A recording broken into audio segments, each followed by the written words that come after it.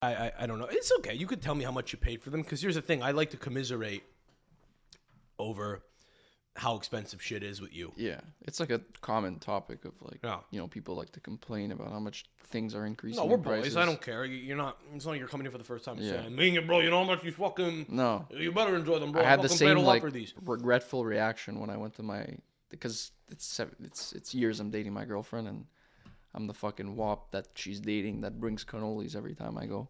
Every time you go over, you Not buy every stuff. excuse me. Every time there's like a special occasion, birthday party, family member, this and that, I go pick up cannolis at a laddie. You sure you don't want a fucking cookie right now? I'm good. I'll have one at halftime. Okay. Alrighty. They're very good. I can only thank you for bringing them. Yeah. Anyways, so they fucking went up in price since I started dating her because it's been quite a long time. And bro, it's like pick up a dozen cannolis cost me like $85. A dozen cannolis, $85. Bro, those big ones from a laddie, I don't know the exact price, but it's not $40 anymore.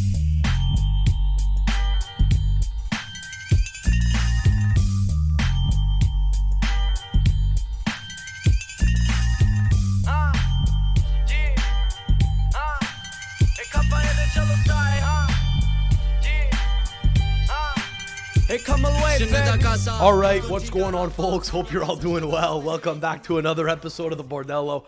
I'm joined by a friend of the podcast, Mino, from the firebombing capital of Montreal in the East End. How are you, sir? You drove like 45 minutes to come out here on a Tuesday night. I appreciate you coming on. What's going on? I'm good. I You're just in? want to clarify, though, that I think RDP might be the firebombing capital. You're not from RDP? No, I'm from Anjou. Oh, I'm sorry. Yeah. Okay. You know that morphs. You know how you kind of have a hard time figuring out what is where in this neck of the woods?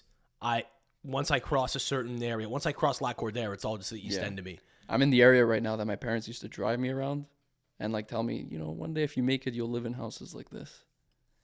You're in the area. That's, here. Yeah. I mean, they didn't come all the way here, Right. but sort of type of thing, like along the water. Well, that's a better idea than thinking that making it is going to live in Laval. Because they never told me that. No, because they're smart. Because those wops who went to live in Laval and live in nice houses, standalone houses, newer. Yeah. It looks like all that, but up here it's the same.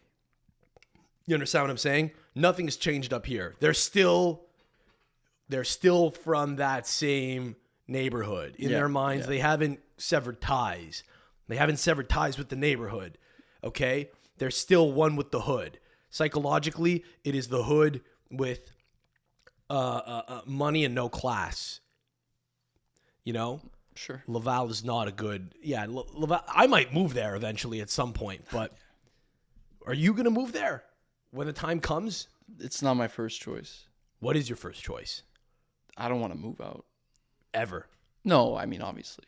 But right now, a lot could change between now and the time I'm ready to move out. So I can't say that I don't want to move to Laval. Okay, where do you think you'll want to move at some point? Central Montreal. Central Montreal.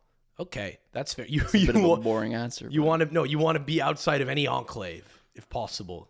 Sure, yeah. Well, here's the thing about you. What I like about you is you're kind of like I won't call you a self-hating wop, but you have a little bit of what I have, where we'll send each other the same style of like videos and memes from Italy saying what a fucking band of degenerates they are. There's a lot to be ashamed of. There's a lot to be ashamed but a lot of. to be proud of too. Much to be proud of. Yeah, it's one of those things where only we can shit on it. But there is much to be ashamed of. And you kind of hold yourself to this higher standard where you're like, yeah, I'm better than, because I know restaurants from a bunch of cultures. I'm proud of the recommendations I can give. You're one of these guys that I think would like if somebody reached out and said, hey, I need a recommendation for like a Syrian restaurant. I like giving people advice, but I don't like to sound pretentious about it. No. Well, I don't think there's ever really a risk of that. You're kind of you have enough of the old school hood in you. Like you came here bearing coffee and Sure. and cookies. No one's ever really gonna think you're too far off the beaten path and that you're this guy who thinks he's living in central Montreal. Now I'm gonna give you recommendations on where you could eat and dine and how to live. No, you still have a little bit of the immigrant class, which is nice. Sure. But you don't let it define you, which is what I appreciate about you. You don't let it define you. But yeah, so the firebombing capital of Montreal is RDP. I would assume it's not Anjou. Isn't it crazy how easy it is to just keep a business out of business? All you need to do anytime they're right about to open, just another Molotov cocktail. Yeah.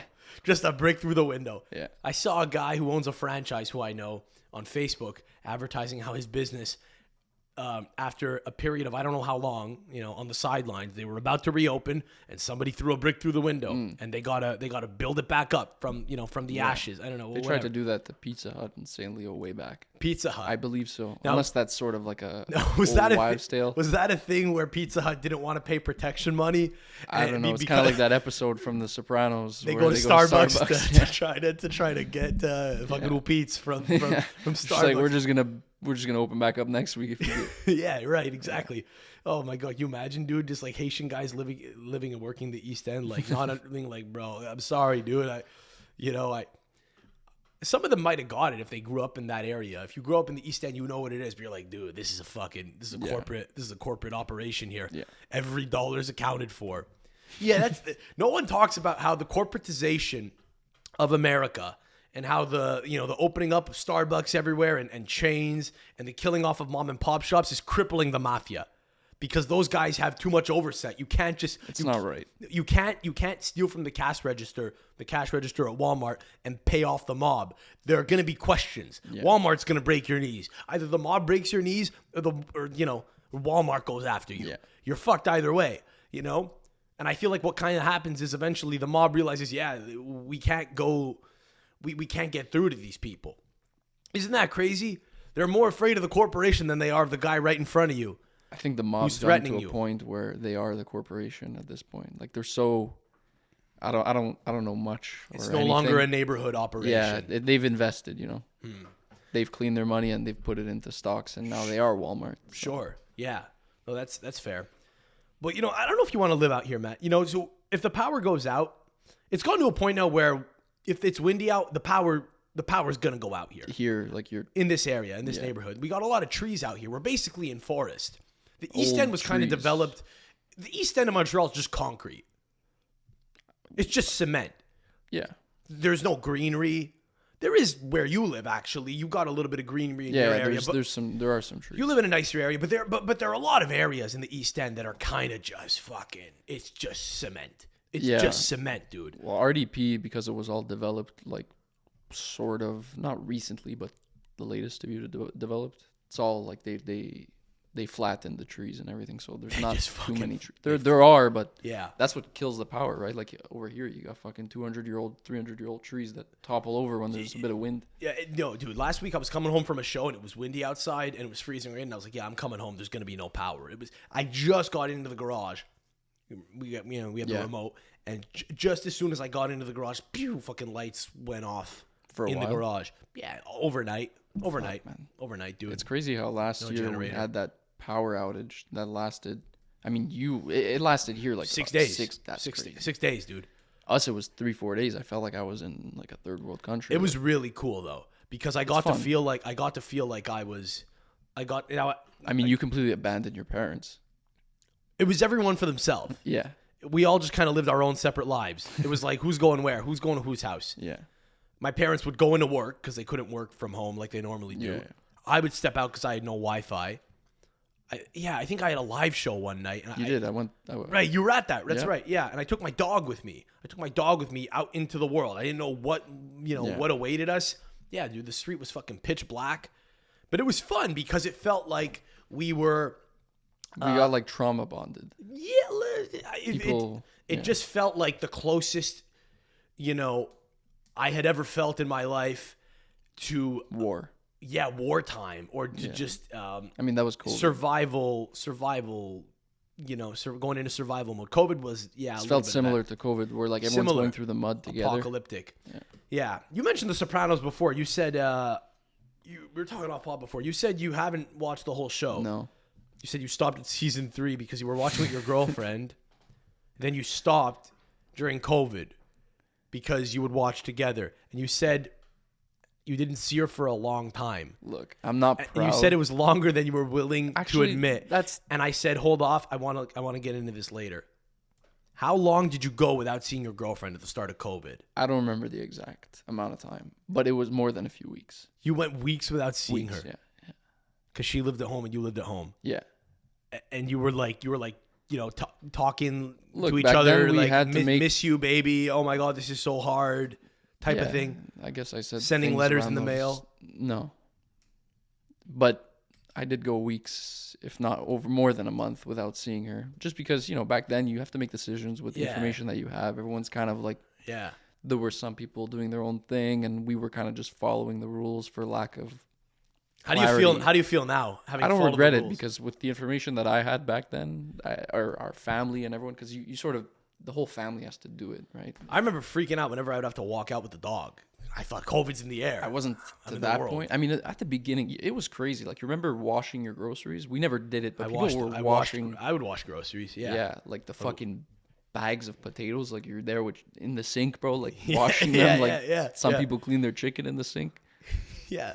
No, I just we did that, but yeah, no, I was over at Paula's house the day the day COVID broke out. We didn't stop. We just hid in the garage. That was our fear, is that a neighbor would rat on us, because out here people rat. People rat out here. Yeah. Do people rat in the East End? I feel like people still would, because No, in our area, I mean, people don't rat, but they know what's going on. People know what's going on, but they don't you say East anything. End, and I know what you're referring to, like the St. Leo Neighborhood Watch RDP kind of thing. Yeah. I'm not of that.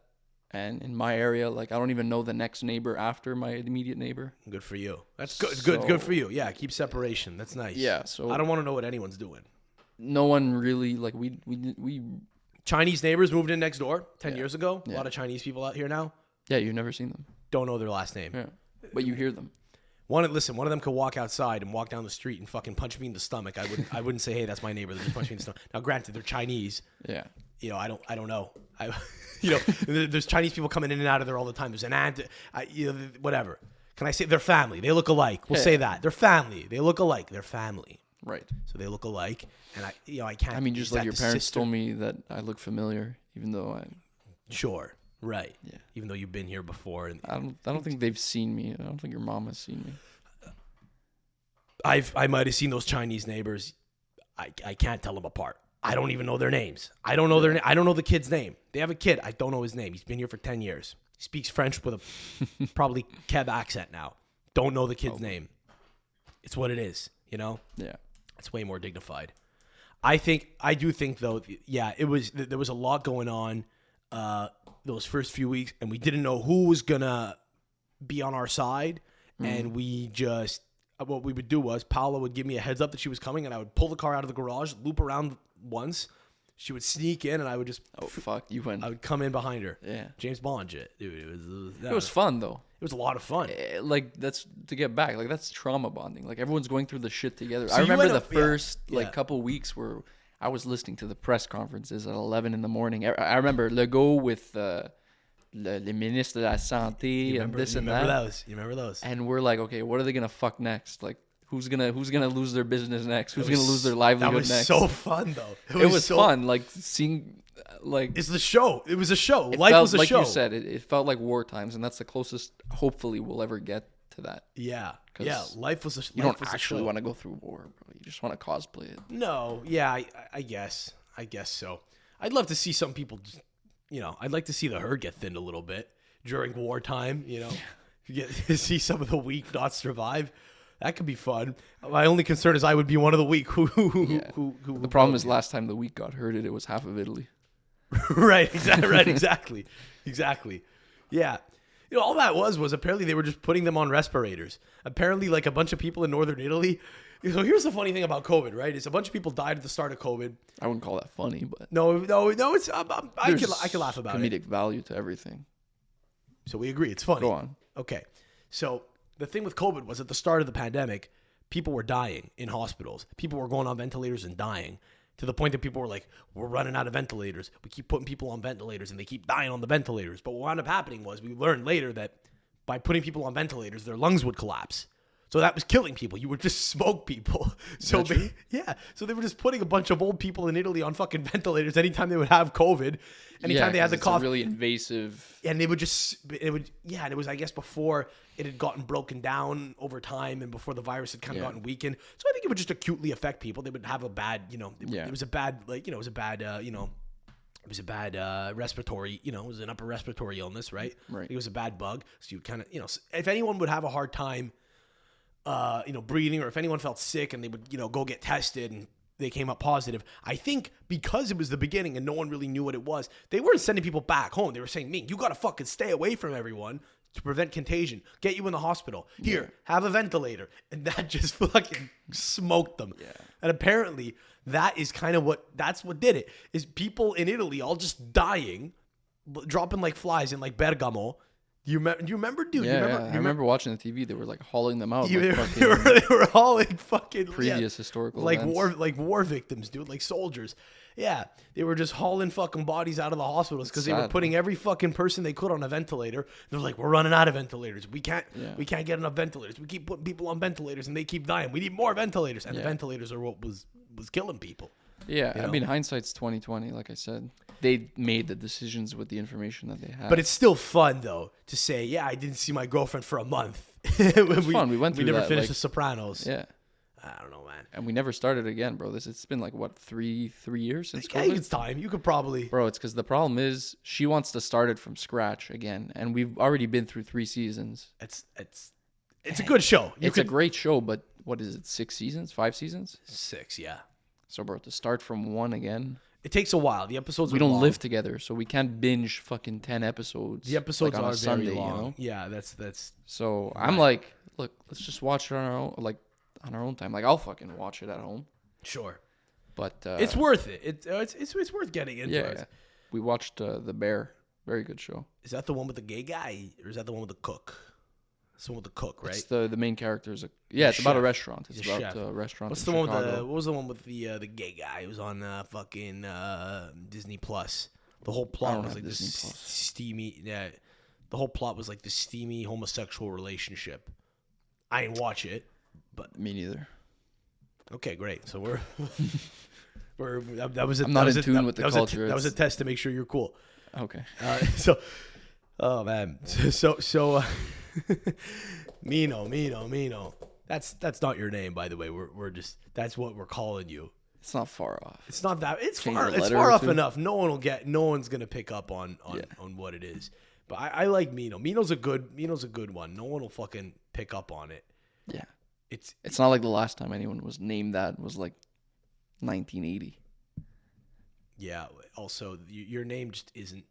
It's a real stretch. I like. It would be a stretch to get it to Mino. It would be a Not stretch. really. It would be a bit of a Bit of stretch. an anagram. Is that what that is? No, it's. I don't think so. I like. I have to search that up. But I do like the Italian naming system where my dad's Pino. My dad's got like 3 identities. I talked about this on the pod. He's Giuseppe and he goes by Joe professionally, but he's Pino. His mom would call him Jeppy. Joey Adamov. Yeah, that was his Russian alter ego when he played in a hockey tournament, and the marketing agency that ran the promo for it Ruskified their names because they were playing like the Russian Red Army. I don't know if that would fly. Which I feel, imagine now you're playing in a fucking tournament and you're just, and that you got to play as the Olympic athletes from Russia. You know, you're like, those don't exist anymore. Yeah, no, exactly. Exactly. You know, you want to play as like the Russian national team and you got the jerseys, but they got to fucking, they already pre-printed the jerseys years ago. And they got to draw a big X with black hockey tape across the shirt, So, okay. So all's right in the world. Lazio went out of the Champions League emphatically today. 3-0 lost to Bayern. Obviously, they went into the game with a 1-0 lead. It was a good spot to be in. You watched the game. I don't want to talk about it. You don't want to talk about the game? Frankly. I mean, it's because I'm just gonna go on and it's gonna be negative, and I don't. Okay, I watched most of the game, but my girlfriend called me for 45 minutes during the game. And I had to pretend I was busy. I was like, yeah, I'm doing stuff. You were watching the game. Well, yeah, but the game in the background. Yeah. So I was watching it on my phone while I was doing shit. Right. So I had the game here. right? And she called me, so I had to be on my phone, not knowing what's going on. And at one point, 30 minutes, and I'm like, come on, what the fuck's going on? I was Bro, like, they all were right, playing well 30 minutes in. So at one point I said, I gotta go, and she's like, come on, just 10 more minutes. She squeezed another fucking 20 minutes out of me. So I didn't really see the second half. But, Good. well, you weren't really, here's the thing. You were expecting to get killed going into the first leg, right? Into the first leg, Yeah. That's the problem, is when they give you a little bit of hope, And they fucking When take they it give from you a little bit of hope, yeah. The Lord giveth, the Lord taketh The away. Lord took it today. The Lord took it today, dude. Well, I mean, there's not really a whole. They're how good of a team are they really? They're not at all. The old guard is washed, unfortunately. And It feels like the thing with Lazio is there's always an old guard there. It feels like the old guard is always at Lazio. Yeah, like because like the old guard is Lotito that's selling vacuums during the game. but I just have this idea that there have always been old dogs at Lazio who need to just be gotten rid of to really take a step up. Like I remember Tommaso Rocchi at one point. Good player. Good player. He was around for a while. Yeah. Sasha, what was it? Lulic. Senad Great Lulic. Right. Great player. He was there in Munich today. Who was There was a clip of him at a bar. Who was the captain for a while? What's his name? His last name started with an S. Fucking the Bosnian guy. Is it Lulic? No, Radu. I'm thinking of Stefan Radu. Stefan Radu. Excuse me. Yeah, I'm thinking of Stefan Radu. Up till last season. Yeah, that's not good. That's not ideal. Bro, he's better than the fucking guys we have playing wing back now. Now you got me riled up. What happened to Nicolo Casale? He was dealing with some injuries this season. Okay, so but he is very good. I like him as a player. He's just not. You like him as a Lazio fan, where you're like kind of like I like Daniele Rugani, where I'm like, No. He's not bad. He's him and Romagnoli are solid in the center, and I our thought center so, is our yeah. like our two center backs are the least of our worries. Our biggest worries are our wing backs, because really only Hisai can play that position, and he's not all that great. Pellegrini, And he's a communist. no comment. Listen, He's been out of place on Lazio then. he's been out of play. You remember when he sung Bella Ciao when he joined the team? Oh yeah. He sung Bella Ciao when they joined the team, Ironic. the anti-partisan song. Yeah. And the ultras were not. They were none the two. They were none too pleased. Yeah. Look, Who else you guys working with? Yeah, Patric. yeah, he also has been dealing with some injuries. He's this season. what do you do? Yeah, Patric. What is Danilo Cataldi good enough to start No. in a Champions League game? No, he didn't today. I don't know if he did the first I leg. thought he did. He's great at passing the ball backwards. That's Yeah. so am I. Which is So am I. Yeah, that's why I if I'm not sure when I play, I was the thing is never he's good never enough to make. sure.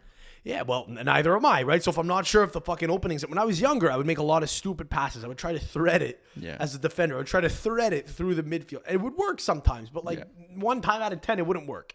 And if you make 10 of those passes in a game and you're giving away a critical ball, right? Absolutely. So the way I got to playing the highest level of soccer I played was anytime I would have the ball, I would just go back. I would just go back to the goalkeeper. No, I would it's just definitely you could play constructively by passing backwards 9 times out of 10, and that 10th pass is what's going to make the goal. The problem is that when you're down 2-0, 3-0 in Munich, right, and there's 10 minutes left, right, either throw in the towel and just walk to the locker room. He might be perfect for the Italian national team. Yeah, at this point, anyone is. No, there feels like there are a lot of guys that are very good at passing the ball backwards. Yeah. Like, bro, who could play a forward pass right now that's going to play that isn't sitting out the tournament with a gambling with a gambling scandal. Narrowed it down there. Yeah, that does narrow it down. And who isn't smoking in Qatar right now. So Verratti's out. Tonali's out. Who do we have that could play a through ball? Pellegrini, who's kind of a midfielder, kind of. Yeah. You got Jorginho that could take a penalty or two. I'll accept Jorginho, sure. Right. I'll accept him as a guy who could play a forward pass. Who else is there? Can Locatelli play a forward pass? Yeah, Yeah. he could. Will- Our will midfield's he not our all problem. the time? Our midfield's not our problem. Barella can. Yeah. There's just a few guys who I think can. But Fratesi can. He's more of a he drives forward more. Yeah, no, I take that back. It's not that big of an issue. No, our issue's up front. And just to bring it back to Lazio, Right. Immobile needs to retire From football? from football. From football altogether? Yeah. I would still respect him if You he went to think go so? retire in Saudi Arabia. Just get the bag. He turned away big money in Saudi Arabia. Did you see that he turned money away? Yeah, well, was that a rumor? Apparently he turned away tons of money. Right. Tons. Because he was the captain of the Italian national Yeah. team at the time. Spalletti had said, "You're my captain." Right. And then, Yeah, it's kind of ironic at and this then point. 2 weeks later, he, what was it, a month later for the next Yeah. break, he didn't even call him up. After No, he had turned down money to go to Saudi Arabia, probably thinking, I'm going to play for Italy one last time. Yeah. No amount of money could pay for the experience of wearing an Italian national team shirt. And a month later, he's just fucking, he's like, oh, fuck, I'm not playing with them anymore. And now I'm just fucking twerking for these fucking fascists who won't let me sing, who won't let me sing a banger of a cult song like Bella Ciao. I think he loves Lazio. I'm confident in that. And maybe I think most Lazio fans love Immobile. And they just want to see him retire with some dignity. I would love to know what every footballer's politics are in their brain. Some of them made it clear with the Black Lives Matter kneeling, and it was like, okay, thank you for that. Now, give me the ones who were doing it, but the ones who were doing it begrudgingly, the ones who were doing it to not appear like a problem, but the ones who were thinking this is gay. I want to know what's really going on up here. I would love to know. How many fascists do you think are in the Italian national team set up right now? Like fascists or people that just don't know any better? What's the difference? Yeah. Come on. I don't know that any of them are like the intellectual kind, like Oswald Mosley or like, I don't think any of them are that well read that they're like, I don't know how many of them would be citing Aryan theory and talking about eugenics. So let's assume that it's the second one, which is the uneducated variety. Ones who are fascists of the uneducated variety. I don't want to justify fascism at all, but you're talking more of like Nazis. You're anonymous, so it doesn't really... No, I'm not saying anything controversial at all. No, say anything you want. Fascism it's all is good. We're going to have Mike Lucci on the pod in a couple weeks. He's going to talk about why the trans... Who's that? Oh, he's this guy from the hood. Okay. Who I think you're aware of.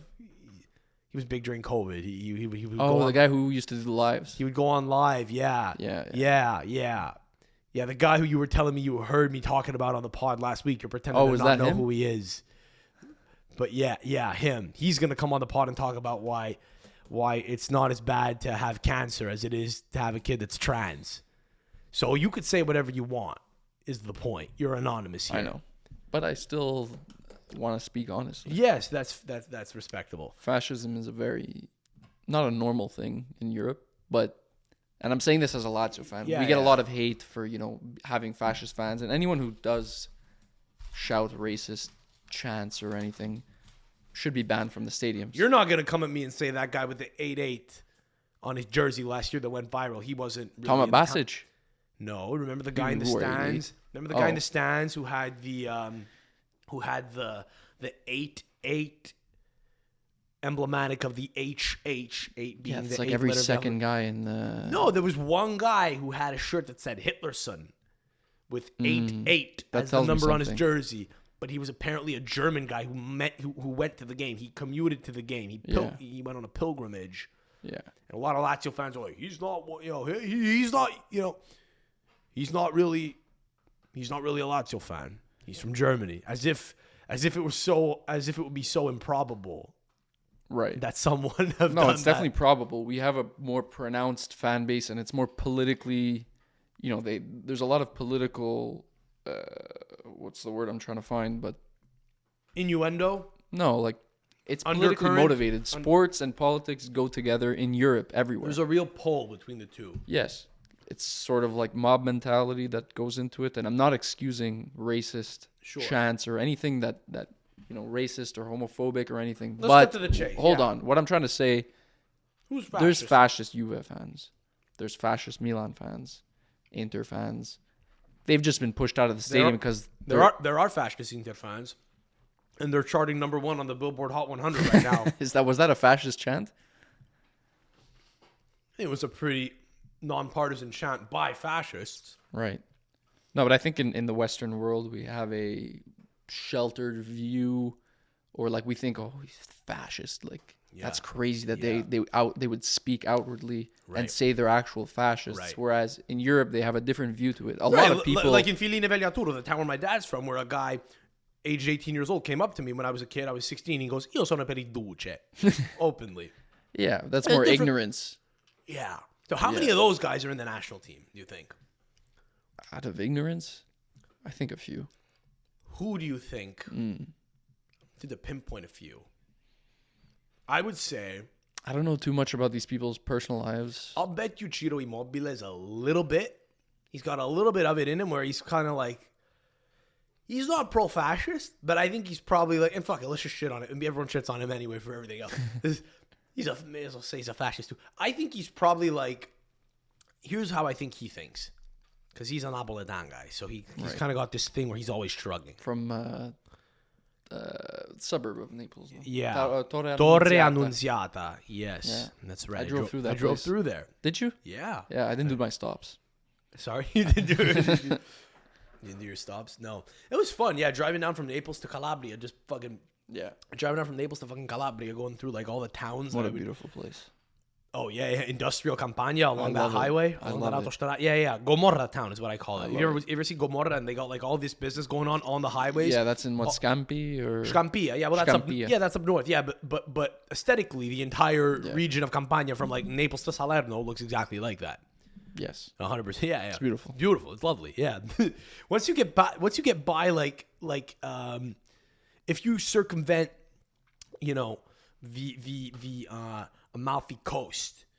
Once you get past like Ravello, Amalfi, once you hit Salerno, I haven't gone that far. Like I only it's south. to like Sorrento, and that's about it. Once you get further down on the way down, once you get further down south, once you get further down the coast, it all just falls apart and it looks like Bulgaria. Beautiful. Yeah.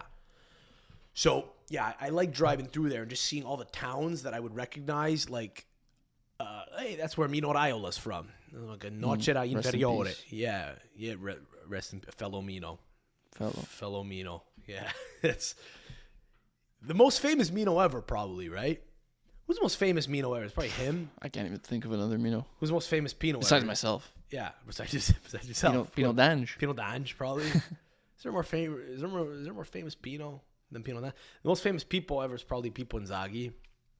In our circle. Probably. That's gotta be cool. Yeah, just having a name, having a nickname, having an Italian nickname, and being the most famous guy with that nickname. So I think it's Pippo Inzaghi. Anyway, Ciro. I think Ciro Immobile is because he's like a Napoletan guy. He shrugs everything off. It's like, well, che ne so. A lot of that. Yeah. So I think he's kind of like, saying, io non c'è nessuna problema con nessuno, però. So that's where it starts. I got no problems with anyone. But if my son was a trans... Yeah, exactly. Pero figlio mio, però... Yeah. How would that work? Yeah. Eventually, if he keeps having kids, if he keeps putting them in Jessica, one's going to be a fucking trans. Is he continuing? He only has 2, right? He's got like fucking 5 kids. No. Come on, dude. If you had that much money and you're adorable.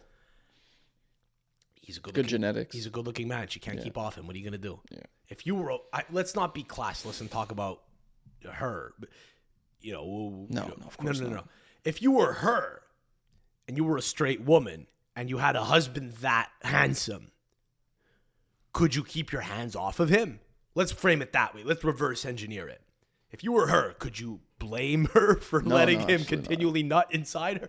He's got the fucking blue eyes, Yeah. Eventually, they're going to get to 12 kids at some point. They get married at like 24, dude. She's like 32 years old, dude. They have fucking 5 kids. You're going to have your first kid at 32, dude. If that. Yeah, bro.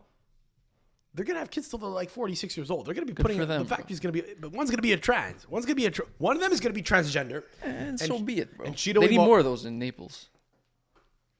Yeah, dude, to fucking go down to the fucking. Do they live there? I doubt it. I doubt it, I dude. mean, I'm sure in the off season they go back home. Is she Napolitan? I think she's from Abruzzo. I think Beautiful I think he met her at Pescara, and the reason I know that is because I think I read it once and it stood out because it's where my mom's from. But I will say, I think Naples could use some more transgender prostitutes. Sure, streetwalkers. There's a few of them. I've seen them in I've seen them in movies and stuff. I think there was actually a trans. I think there was a transvestite in Gomorra that was like a driving. Yeah, there was. I didn't watch the show. But there's a guy who dates a trans woman. That ain't no problem. No problem. But not for you and me because we're evolved. But for those people, it was a problem. Out of left field. Let's put it that way. Yeah. It was a problem. It was a problem up in Scampia, you know. But yeah, man, I think it's okay. You weren't expected to beat Bayern anyway. The problem is you won the first game, but then again, it's kind of nice that you did because you didn't expect to get anything out of it. You thought you were going to get clapped both ways, and you had a couple of weeks of hope, and it's the hope that kills you. But nice. I appreciate it because it's not every year, definitely, that you get to actually have hope in the second leg versus a team like Bayern. It's not every year. That you I get left to see work the goalkeeper early. Score a goal too. I mean, that alone, that was. I mean, that kind of puts into perspective how we actually got to this place. That a fucking goalie had to score. Right. That kind of ties everything together. It makes you had to turn to a Russian. Yeah, you had to. Yeah, he's not Russian. His mom's Russian. Is she? She is. Yeah. And he looks it too. He very much does. looks it. He has that.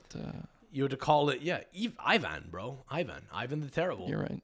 I mean, it's some Italians do. Gennaro Ivan Gattuso. Gattuso's middle name was Ivan. Was it? Yeah. Okay. There's a few of them, but I think that might have been a stroke of the mother, the Russian mother. Right. You had to rely on the Russians to come in and save you, you know, like in World War II. You know, funnily enough. But yeah, I don't know. You were gonna say something. What was I gonna say? I was just saying how like it puts into perspective that we're not made for this. We weren't made for. No, you're not. But obviously, if I really thought that we weren't gonna make it, or I really didn't think like I was, you know, I would have first of all bet on Bayern, and I would have second of all not fucking left work early and told my boss straight up. Like I didn't even make bullshit up. I told him, I'm like, look, I'm going home to watch the game with my dad at 3, because this doesn't happen for a long and it won't happen for a long time. Yeah. I went home with hope, and the first fucking 30 minutes, bro, I had hope. What are you gonna do in the summer when Italy's playing in the Euro? What card are you gonna use then? Because you can only use. What time are the games at? It's midday, dude. It's in Germany. You know, what's the excuse gonna be then? Because that's gonna be. By the way, that's gonna be. You could have gone home. My boss is gonna be watching the games as well. He's a WAP. He's You don't want to review. You don't want to. No, he's not. But he watches sports. Okay, all right, great. Yeah, which is the only reason why I had the balls to ask him to like go home for a fucking Lazio game. Does he know what Lazio is? Yeah. Okay. Yeah, I was gonna say you might have gotten away with it too. I think like Champions League happens in the background enough of society that you can kind of avoid. Oh yeah. Whereas the Euro, you fucking Italy's playing at 2:45. You go, yeah, sorry, I got a doctor's appointment. It's gotta be, you know. Bro, every week I have a doctor's appointment. He's gonna think I'm. Next day he sees you on the fucking news. He sees you on the fucking. He sees you on fucking CTV News. Yeah, reporting now from NRDP. NRDP. You just see you with your shirt off, fucking outside of sunroof. Hanging off the side of a dump truck. Yeah, exactly. Or inside. Yeah. You dressed up like the Pope. Like, is that my employee? Oh my God! You remember the Pope? Did you see the Pope last time out? Yeah. I was there every post game. The Pope got arrested. Yeah, Did he? I think we talked about this dude in the pod before. But yeah, the Pope got arrested. There was a guy who would dress up as San Gennaro or the Pope. Yeah, unclear. I saw him in the East End of Montreal. Every time Italy would win a game, Yeah. in the later rounds of the Euro 2 years ago, he would, or 3 years ago as it was, Yeah, he would dress up as the Pope, and he shot fireworks into the sky. And we got it on video, and the cops saw him, and they I think they arrested him, and we kind of protested, and they kind of just let him off with a warning, and he had a court date. I dodged a ticket doing the same exact thing. Really? Yeah. Really? I actually bought, funny story, I think it was when we won the semis. Okay. We were watching at my house, and I was with one of my buddies, and I had gone to, because it was the same time that the Habs were in the cup final. In the cup finals. Yeah. So I stocked up on fireworks. Like, my girlfriend and I drove to Ganawage and picked up fireworks from Jojo's Pawn Shop. Okay. Great spot. Okay. Go there. Yeah, let's support local K-Town businesses. Yeah. We like Kanawake on this pod. We should make that clear. Very. No issues with them, and the more money you give them, the better. The happier you will make Sam Bro, Adamo. that place, I'll never go anywhere else. It's Disney World. I was so mad when what happened with them happened, like just a few months ago, where like there was Jojo's Pawn Shop? No, just K-Town. Remember like when the clip went out a few months ago, like we cut a clip from when the fucking when Samson was on the pod, that kid, and he fucking made a joke about I was saying there was a kid who got like flipped onto the mat during a Loyola wrestling match, and Samson said, "Yeah, imagine he starts scalping him," and we clipped that, and there were a bunch of moms from Kanawake who started like doxing the pod. I was really mad because I was like, dude, this is Disney World. I can't not be able to show face here. I knew it was probably fine, but I was worried that like some jerk off would recognize me with nothing to lose, and I really wanted to keep going there to buy cigars. So that was unfortunate. Maybe I'll send you, to broker peace I got a good negotiations. rapport. In the event, okay. I'll send you to get my fucking to get smokes and fireworks and ends for me. But yeah, so we stocked up on fireworks, and so I had a bag full of fireworks when Italy won the semi, and we were on our way to RDP. My friend was driving, and I had maybe $100 worth of fireworks, like those fucking Roman candles. Yeah. I had a couple boxes. I had some big firecrackers. Would you get pulled over with them in the car? So stupidly, I lit one up as we were driving through a residential area. And I tossed out the window, not seeing that there was a dad playing with his two kids on his curb, like on his steps. Right. And it fucking exploded right at their feet. It's like Naples. Yeah. I was like, yeah. And so I'm like, fuck. And so my friend sped off, and we were at a stoplight, and we're like, fuck, bro. Like, and then the guy pulls up next to him. Like, the guy got in his car and chased my friend. And he's yelling shit, and my friend's buzzing. And I'm like, bro, just drive. Fuck this guy, just drive. Yeah. And so we drove off, and I was shitting my pants because I'm like, fuck, why did I do that? I'm such an idiot. Did you think to get out and apologize to the guy instead? Absolutely not. Okay. I didn't feel that bad in the moment. Okay. But so once we got to RDP, I'm like, bro, what if they called the cops and like, they said, because we had Italian flags on our car, they're like, go catch them in RDP. Yeah, right. And so I found that's the problem. It's pretty obvious where you're going at that point. Yeah, right? so I didn't want to get caught with them. So I found the first two kids that I saw that looked like they're dumb enough to light up fireworks in a crowd of people, and I just gave them the bag. Yeah. And I kind of regretted it later on, because obviously they're not calling the fucking cops like, oh, they just threw a firework. ESQ, like, so but you got rid of the evidence. I got rid of the evidence. Tossed it onto someone, bro. Yeah. A tainted gun. You shot someone with a gun and you said, "Here, you want to play with this?" I didn't even ask for any money, bro. That was like on it. There was quite a few dollars worth of fireworks in that bag. But yeah, the game before then, I did light up a smoke bomb in the middle of not in the middle of the crowd. There was an open space. Blue smoke bomb. Blue one. Was it a smoke bomb or one of those? No, it was a smoke bomb. It wasn't a box, because I wouldn't have done something that reckless. Like a canister, like a blue canister that just kind of... Yeah, sort of a small one. Sure. And the cops sort of started walking towards me, and then I just blended into the crowd. But fucking, bro, like, come on. Yeah, they can't tell us fireworks, apart. The French cops can't tell us apart. No. He's fucking, yeah. They were on horses, bro. They were on horseback in RDP. That's unnecessary. Definitely. What do they think they are? Fucking horses? Yeah. We fucking French savages outside the Bell Center? Dude, we're civilized. It's fucking wop on wop crime. Leave us be. Yeah. It's not, dude, we're not fucking Napolitan on BMXs, That's the problem. Here's the thing. Let me say this now. I'm in favor of the cops. The second the BMXs come out and the second people start revving in the streets, okay? Like animals in a music video in Milan. Dirt bikes, you mean? It's over. Yeah. Dirt bikes. Sorry, is that BMX would be like a bicycle? Oh, I'm sorry. Okay, you're more into that sort of thing, right? Sorry. No, it's good. Pardon me, I'm a layman.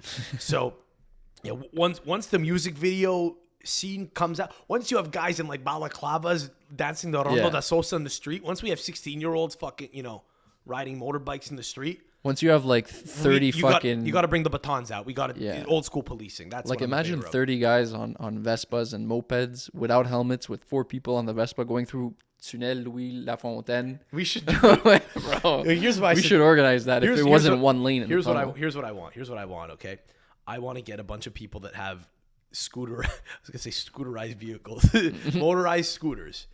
Okay, we're gonna congregate. We're gonna do that thing. We're gonna go V formation. Okay, yeah.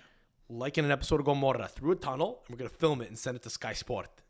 That would break the internet. And wait for the comments to roll in. Yeah. Wait for the comments to roll in. You know, wait for the comments to roll in from people who hate Naples in Italy, right?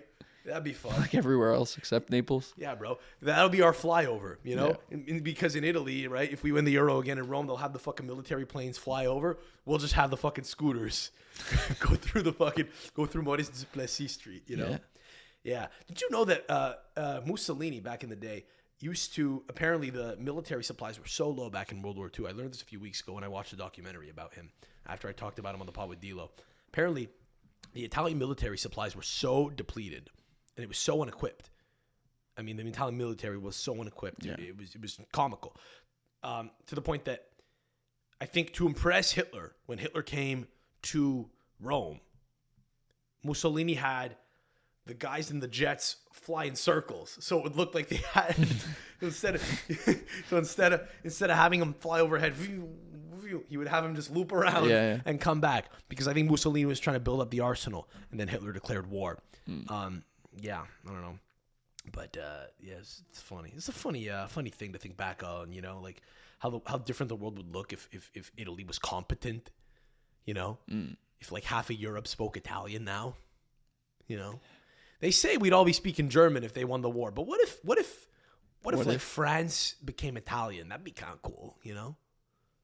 Yeah, no, it would be cooler than Italy becoming France. But then we wouldn't have we wouldn't have 2006 to look back on, right?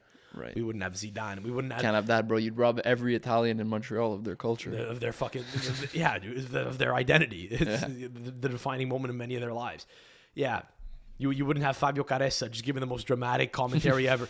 Zidane scores like 12 minutes into the game, and 7 minutes later, Materazzi. By the way, at the time, when I was 8 years old watching that game, 9 years old, you know, I didn't really have a good sense of time because I was a kid. And I know that a game is 90 minutes long, but when Zidane scored, it was early in the game. But I thought to myself, this is bad. This is not good. I think I remember the commentator saying, like, it's over. Like, I remember thinking, okay, this is not good. We got scored on. I didn't think there's plenty of time, right? There's plenty of time. And we equalized not long after, maybe 10 minutes after. Both goals were scored in, like, the first 25 minutes, I think. Yeah. But I remember when we scored that goal, it was like, oh, my God, finally. And Caressa kind of echoed that sentiment because, I don't know if you remember, the call was, and I don't expect you to remember the exact call from watching it live, but, watching it on YouTube and stuff in Italian, right? Mm-hmm. We've all seen, like, the Sintesi fucking, compilations. Montage. Yeah. Caressa's call was, Materazzi, gol, Materazzi, siamo ancora vivi. He's like breathing. We're still alive. I remember. We thought we were dead for a moment. We're still alive, boys. Just so dramatic. Great times. Incredible, dude. Yeah, I don't know, bro. What else, dude? What did you get up to this past weekend? I got some observations. I got some things I got to run by you here. Just some it's fucking a real bad weekend to ask me that because I did sweet fuck all this weekend. Did you go to the bank or something? Or no, I did less than that. Okay. Do you ever go to the bank, by the way? You don't, right? You're an adult. If I pull out cash, because I carry cash. I'm not one of these. That's fine. That's fair. No, but I give you a hard time for being an immigrant, but you're with it. I'm not an immigrant. No, you're with it. You're gonna move to Central Montreal. You're not gonna move to fucking Laval. I'm gonna be more of a fucking immigrant than you. Yeah. I'm gonna be fucking living among them in Laval. I like them though because I kind of feel like when this is a weird way to word this. Here, let me be careful about this. How do I word this like in a way that's succinct? I like the idea of being among the Italians in Laval, being a wop myself, but who sounds like this, which is to say, sounds like he went to school. Right. I like the idea of being among them because I enjoy their company in the same way that I think the king liked having serfs around him. You know what I mean? I kind of took offense to that. Like I'm coming. I just finished saying how I'm coming here, driving, looking at castles on the water, from inner city Montreal. Yeah, I mean, yeah. Anjou's not inner city, but you got greenery on your street. I've been to your house. You got a pool. I do have a pool. Yo, My parents have a pool. you gotta. You're exactly. That's what I say. When I was a kid, people would say, "Man, you're fucking living in that area. You're rich." I'd say, I fucking got $2,000 in my account, dude. I'm 12. You know what I mean? My parents, I don't know. My parents' affairs. Good for them, bro. I don't mean it in I don't. No. I understand. derogatory way that you live in a nice neighborhood. Good for It is a nice neighborhood. It's safe. I like it here. I like greenery. It's I definitely like living safe. by. I like living among trees. It feels nice to go out and see grass and be close to a body of water, and be able to look out. You feel like you're part of it. You know, the spirit of the Mohawk. Tribes leader kind of embodies you, and you kind of say, I understand. You feel one with the land.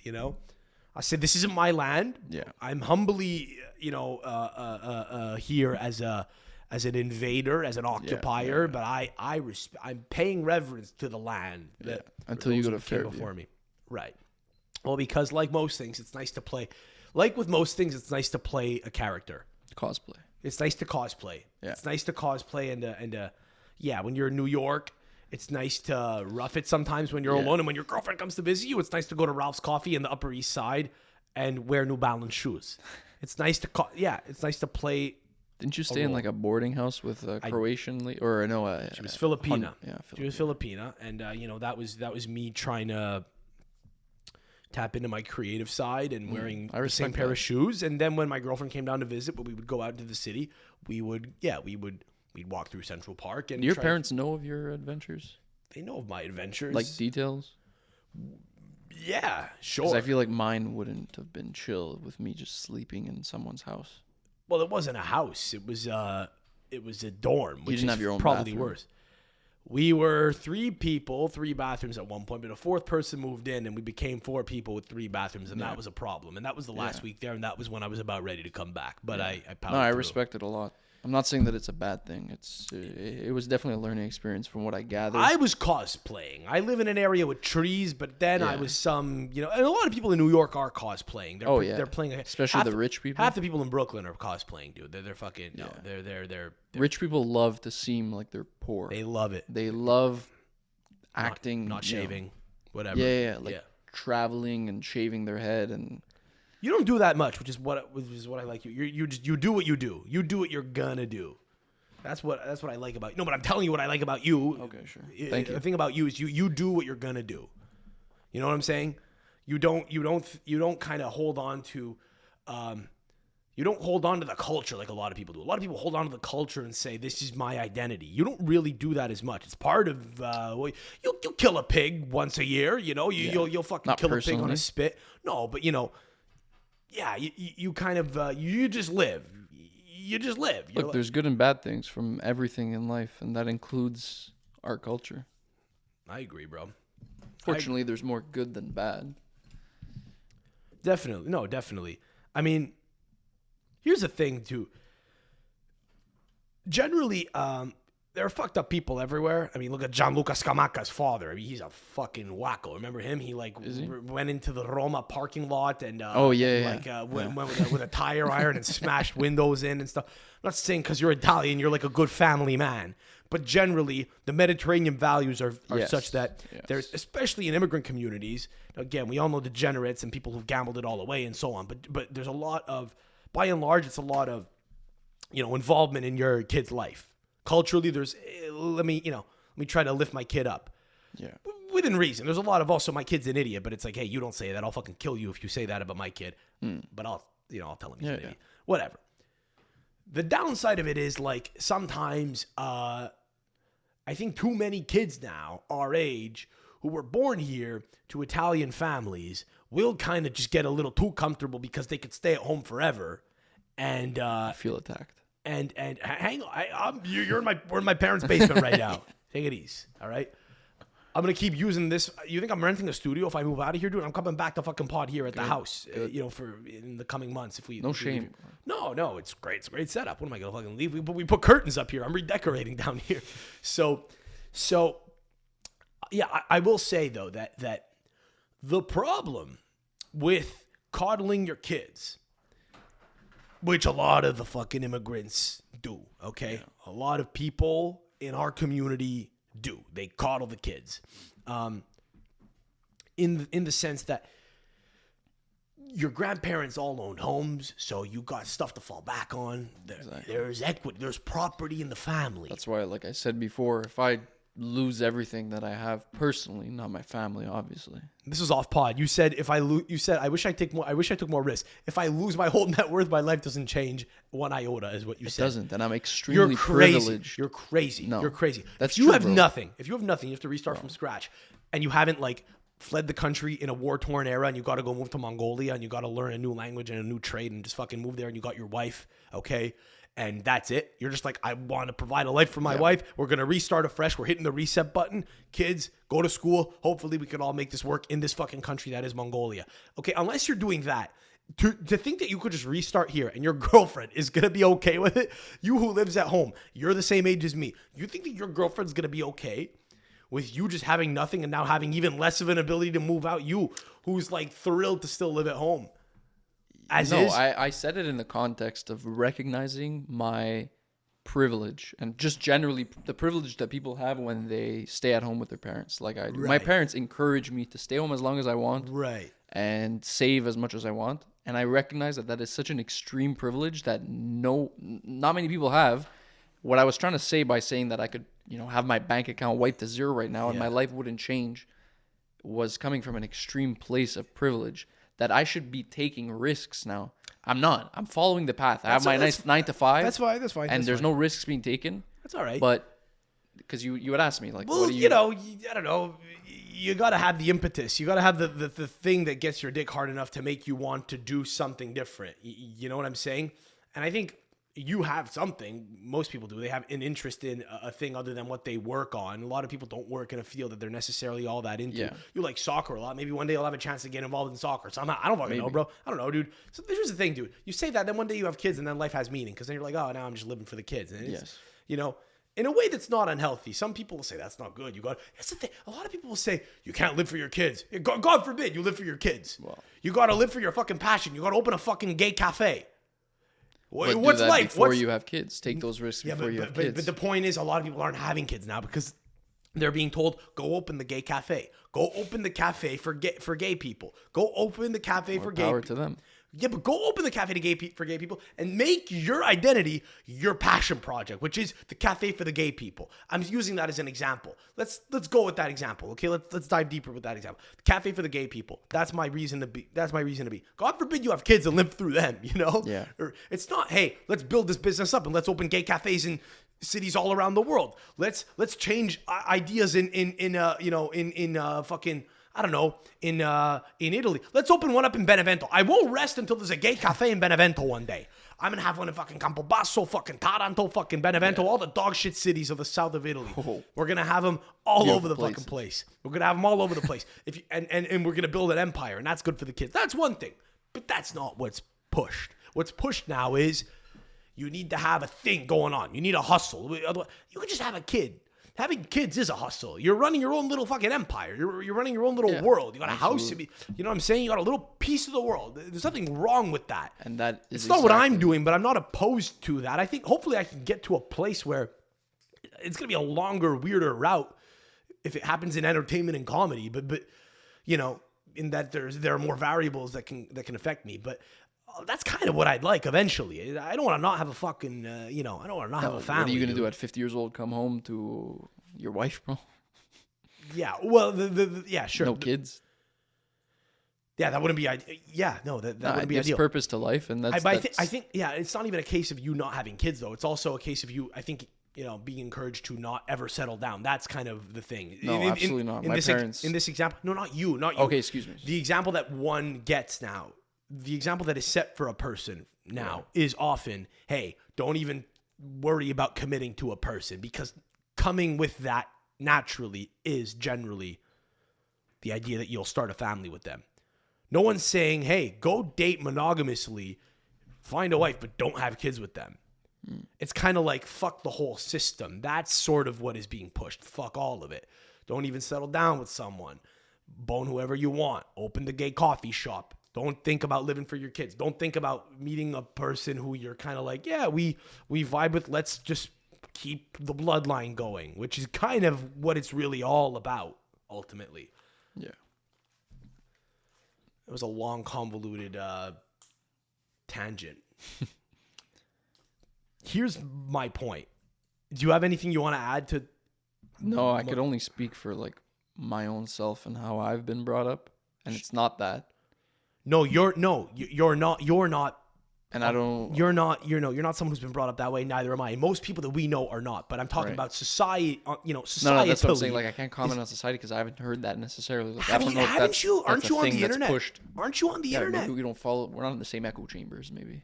Well, I'm not really basking and enjoying it. I'm just kind of seeing what is out there. I'm seeing contemporary media and what's pushed on television series and stuff. What's what the main takeaways are from movies nowadays. That's more what I'm talking about. Like up with the establishment kind of thing. Out with the establishment. No. Not the establishment. No, establishment's the wrong word. What's the anti-establishment sentiment exists, but that's a different thing. I'm talking about wrong choice of words. Yeah, what you're talking about is kind of wanting to uproot the traditional family unit. That's what you're talking about. You don't mean the establishment. You mean yeah, sure. Look, but okay. So all this to say, I get some of that sentiment. Sure, yeah. There's a natural instinct to want to have fun, but you kind of also you have to realize that life is fun and fulfilling. If you kind of do things you're interested in concurrently while having a good, healthy social dynamic that involves people that you like, some of whom you're related to, family, some of whom you're not related to, colleagues, people you meet along the way, friends, people you've known for a long time. Yes, it's kind of what being a human's about, you know. But so look, all this to say, the immigrant background is great because the family unit generally is strong. However, there's a problem now where a lot of people born in the 90s, now, recently, in the last 20, 30 years, okay, younger people, okay, kids now and young adults, I do think, hear me out on this, I do think a lot of them are, because of the fact that their families care about them and have tried very hard to foster a good, positive environment for them, I think many people who are young with an immigrant background are now in a place where they are told that they're the best all the time and that they could do no wrong. I.e., your grandparents hear you say something mildly encouraging and they say, you should do that as a career. My brother, okay, sang in the choir in high school. My grandfather still won't let it go. He thinks he has a career as a fucking singer. My brother has the wherewithal to know he doesn't have a shot in hell, okay? Yeah. But my grandfather won't let it go. He was a tenor. He was a tenor. I heard him sing. Yeah. And it's like, no, it's not happening. He goes, you never know. It'll never be too late. You could be a star, boy. And it's like, no, stop this. Yeah, but what's the use in arguing that he's not with your grandfather? Sorry, what? What, like, do you actually tell your grandfather, no, he's never going to be this? We tell him that ship has sailed. My brother himself tells him, no, it's not happening. It's not happening. You got to let it go. And he's like, but you got talent. And it's like, it's actually too loving now. They're too loving with it, where they're like, you could do anything. Did your grandfather at any point in time, when he would see, I don't know if he ever watched you play soccer when you were younger, about 10 years ago, did he ever think that you could go somewhere with it? No one who's watched me play soccer has ever thought I could go somewhere with it. Thank God. My grandfather still thinks that I could go somewhere. Maybe you could. Maybe he has a point. You think so? You really think so, dude? No. Fuck you. My grandmother. Maybe he's got a point, dude. Actually, my whole family thinks I could still play piano. Last time I played was like I was 14 years old. That's the problem. Yeah. I went to my cousin's house recently. We had a whole cousins reunion. We have a big family. We're like 30 cousins, and they have a piano there. And it's later in the night, and everyone's like, oh, like we're talking and shit. And they're like, oh, we have a piano. We'll play something on the piano. Yeah. And we'll bleep your name. We'll bleep your name. I said Mino. We'll bleep your legal name out. And I'm just there like, bro, I haven't played piano in 15 years. Yeah. That mandolin over there, it's got a string broken. Okay? I broke the string trying to tune it. You used to play that? I used to play that thing for a year in grade Can you 11. give it a shot? It's not good. You want to see me try to play the mandolin? In my grandfather's mind, yeah, It's kind of like a I'm a bazooka. musician. Dude, this thing is out of tune, okay? Oh my God, it sounds gross. I haven't tuned this thing for 2 months. I tuned it at Christmas when I had family over.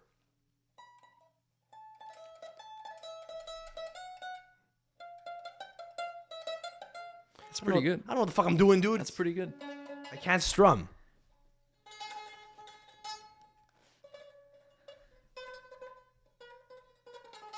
That's pretty good. Do your grandparents think like you could still play? You know, thankfully, I think I never exposed them enough to it. That's good. because I was kind of learning, and I kind of gave up on it when I got, further along into school.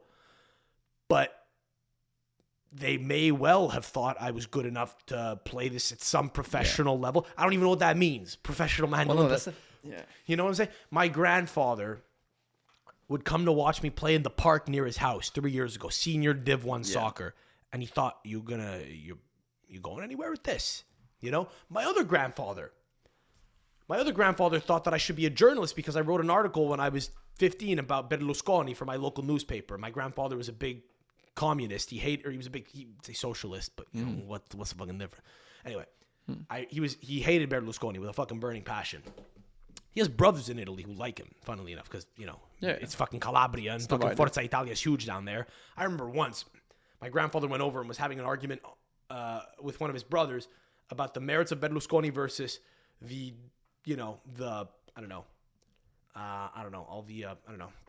all the points that could be used as detractors, to advocate for him never being involved in government again. Both of them on chairs. Anyway.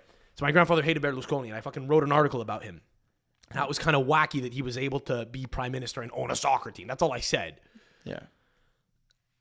I got I'm honorary. sure you could be a journalist. Yeah, but Technically. I got honorary citizenship from the town of Feline Vegliaturo, Calabria for that. I swear to Christ. Now, granted, the mayor is his nephew, but I got a certificate here somewhere, dude. I'm telling you, I got honorary citizenship of the town. In town hall, okay, is my name somewhere among a list of I don't know who else. Probably there's a guy who I think became like a world famous singer who was from the town. I forget his name. It wasn't Adamo. Can you imagine, dude? Yeah, it's like him and me. We're like the only two, global citizens of that town. Yeah. Because I wrote one article. It's like anything you do is the best thing ever.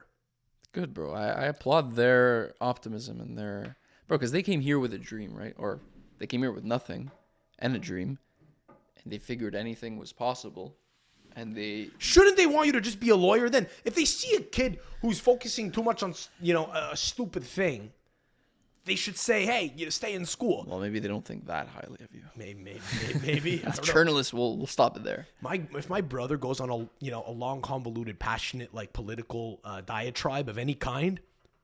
spewing nonsense, spewing fucking like far left, socialist fucking garbage, okay? Yeah.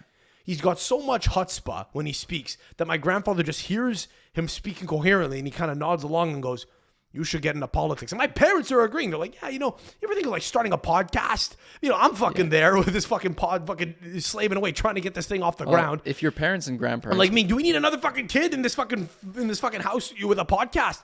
They're like, oh, why don't you start a blog? Just start a YouTube page. That's what we need. We need to fucking start encouraging our kids to get on the internet and start spewing their thoughts. That's what we need to do is tell kids, yeah, you got the answers. More people need to hear you because when you're 23 years old now, you haven't had enough people out, throughout your life saying, just in society generally saying, what you say matters because anyone could just get on the fucking internet and tweet about shit or start a YouTube channel. So now we got people saying, you should go into politics. You know who else probably, got told that? Is Mussolini. Mussolini was probably yelling at his family's, family parties and shit. And they were like, you should write. And he did. And it influenced a lot of people. Yeah. All of a sudden, you're circling the fucking skies of Rome because Hitler's over, and you're trying to, you're stressing out about fucking making brutta figura because fucking Hitler's over. Who the hell knows what catastrophes could become of Mike Adamo going into politics? You know, my brother would lead revolutions with horrible left wing dangerous ideas because he speaks with a lot of conviction. Yeah. And that's dangerous. If you have a guy who sounds like he knows what he's talking about and believes what he's saying, Well, it's very dangerous. We need more politicians that actually believe what they're saying and actually have a cause, whether it's left, right, wing. We could also just shoot all extremists in the head. That's extremism. That was the joke. Yeah. Okay. Those guys that are extremists, we'll shoot them all in the head. That's basically where we're going. It's just going to be a battle of people on both ends. Yeah. Saying they're extreme, we need to shoot them all. They're extreme, we need to shoot them all. Ironically, both being so extreme that they think they got to shoot their political opponents. Yeah. That's where the world's going, bro. Yeah. I don't know, bro. So you didn't go to a bank this weekend. That's what we're surmising. Funnily enough, I did. You went to the bank. But to just pull out money from the ATM. The only people that go to banks to are immigrants and cripples. Yeah, unless you have to open an account or something. Dude, my theory about fucking going to the bank is you got to be a guy who's like going to deposit a fucking business check, and you're like this immigrant guy who's got like this fucking like cash business type of thing, or you're fucking you have a disability and you're fucking walking in with a cane. Yeah. The only two people that walk into banks have canes or accents. Absolutely. Is that fair? Yeah. Same with the people behind the counter. yeah, exactly. Yeah, it's exactly. No, it's not a great time to actually need to go to a bank in person because there's some things that you can't do online. Not many now, but. I was so scared I was going to have to go to a bank yesterday because I have this credit card from TD that I hadn't used in a year. It was like an extra credit card, and I couldn't log it. I actually used it because I got frauded a few weeks ago on another credit card. So while waiting for the new card, I had to pay shit. I just used the other one to buy stuff, whatever. Yeah. Like gas, whatever. And I needed to pay it off for the first time online. And I couldn't log in online because I hadn't used it in so goddamn long. I was so fucking scared I was going to have to go to a bank to make a fucking bill payment. But I actually wound up calling them. I called the institution. I tried to get like a fucking login for my TD app. And when I got to a bar that I was supposed to perform stand-up at, I'm on hold with them for like 20 minutes. I still haven't fucking heard from them. They're saying it's going to be 5 minutes. 20 have gone by. I'm still waiting, right? I get my name down and go up at the show. I got to take a shit because I had a fucking grande Americano yesterday from Starbucks on the way back down from up north, where I went up north for a whole weekend without any sunglasses because the only time I ever fucking wear sunglasses is inside on this podcast. So I got to take a massive shit. I got a fucking marsupio around my waist, okay, like a crossbody bag. I run into the bathroom on hold, and I have to fucking pivot the thing to the side so I can pull my pants down to access my penis. So I pee into the toilet bowl. I now have to shit really badly, so I shift the thing back to the front. I got my fucking phone in my hand, which I've since wiped because I'm not an animal, don't worry. But, whatever. Lysol wipe. You got to Lysol wipe your phone whenever you get back in from public. Yeah. We're not animals. Yeah, absolutely. I'm hovering over the fucking toilet. I got the phone in my hand. So hovering. Hovering. Squatting, squatting like I'm doing a wall sit, okay? Yeah. Because I can't lay down the toilet paper on the fucking bowl because I got the phone in my hand as I'm shitting. Hello, this is Parvinder with TD Bank. And I'm fucking, dude, I'm on speakerphone. Someone comes into the bank. It's another comic. He's fucking like trying to heckle me while I'm like on the phone with this guy. And he's giving me a temporary password after verifying me, asking me questions that I don't know the answers to because I've never fucking used his account in my life. He goes, I'm going to give you a temporary password. He goes, the first letter is G as in Juliet. I go, what? I go, G? You mean Jill? Like G as in Jillian? No, G as in Juliet. I go, like Romeo and Juliet? Yes. I go, okay, you mean J? Yes, G as in Juliet. I go, okay. F as in Foxtrot. I go, what? Did you just say Foxtrot? Oh, bro, that's the phonetic alphabet. What a fucking deep cut that is. Foxtrot. Not Fox. Foxtrot. The dance that's from the 1940s. NATO phonetic alphabet, bro. Yeah. You guys dialed in. F as in Foxtrot. I go, okay. No problem. Hit me with the next one. Just this goes on. Yeah. But I got the password. I have to go to the bank. While I'm taking a shit. My fucking quads are burning, dude. It was a fun weekend, dude. I was up in the boonies in Tremblant with my buddy. This is my friend who I alluded to in the past. A couple of months ago, I alluded to the fact that a friend came down to New York to visit me for one day, and we did what's called a bang, bang, bang, bang. So Louis C.K. and Bobby Kelly, two comics, had this bit on like the old Louis show called the Bang Bang, where they would hit two restaurants back to back, like Indian and Italian type of thing. You'd feel like hell. We went around the city and had like, I think, Indian food. No, we had Italian food, then we had fucking Mexican food, then we had fucking Ukrainian food, then we went to get Dominican food. So I've had a bunch of great experiences with this guy eating, a bunch of different fucking cuisines in my fucking piece of shit car. We had mofongo in my Civic on the way to fucking LaGuardia Airport. The other day we'd never done Canadian, so we had fucking Molson Canadians in the car going up to the chalet. Our fucking grandparents all immigrated here so we could drink fucking Molson Canadian in a fucking car in Tremblant. It was fun. My buddy I was in hell this weekend, dude. My buddy's girlfriend was sick, had a cold. I kept it at bay using some fucking junk science. Horse paste. Yeah, no. I used betadine. I just snorted betadine up my nose to decontaminate my nose. I'm fine. I made it out of the woods. You don't have to worry. But yeah, dude, I was in hell, dude. We're in this one fucking little cabin. I'm fucking, my buddy's girlfriend was just sneezing as we're making like Mexican food. I was in hell, dude. It's a good memory. My buddy actually said he was once at an Airbnb with a bunch of guys and they had one bathroom. And he took a shit outside because his buddy was taking a shit or something and he had to go really badly. So he shat in the garden. And then the best of us, man. Then the guy who owned the Airbnb's parents came back to the apartment to garden later. And they see this fucking mountain of shit. It's like they thought a bear shat in the fucking garden. They had bears on the property. I don't know, bro. It was fun. It was a fun weekend. G as in Juliet. I don't know, bro. What are you gonna do? This is fun, bro. I'm glad you came on. You see that JFL got canceled? I saw that. $50 million in the hole. How does that even happen? I'll tell you how it happens. You fucking put a lot of fucking garbage comedians up on stage, dude, for a very long time. And you have a bunch of French comedians fucking... You give the French comedy the exact same exposition as the English, where, what are there? 400 million English speakers in North America, 10 million French speakers, and you give them the same, I'm curious invest to in them see equally. Who's going to take their spot, because... There's going to be no festival this year, dude. No, someone's going to take their spot. There's not going to be a festival this year. There's no way. There's going to be no JFL festival this year, which, by the way, I don't give a shit about because I wasn't getting on. So I've never been to any event. I'm happy about it because a bunch of people who I hate are now not going to get to go on Just for Laughs. So I'm very happy, But I wasn't getting on this year. No one was giving me a showcase. I think I'm good. That's the thing. When you're doing a thing, you're delusional enough to be like, I'm fucking better than everyone else. So you're like pissed that you're not getting an opportunity.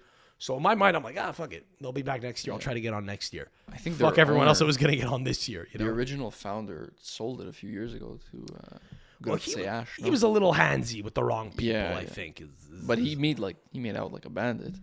Sold a fucking bankrupt business for $65 million or something. The whole business is predicated on this fucking green monster going around cutting people's bike brakes. I found out that they haven't killed Just for Laughs gags. They're still producing gags. It's the only thing they're still going to doing. continue to operate. I didn't even know they were still doing those gags. Yeah. They're just under creditor protection or whatever it's called. Great. It's bankruptcy.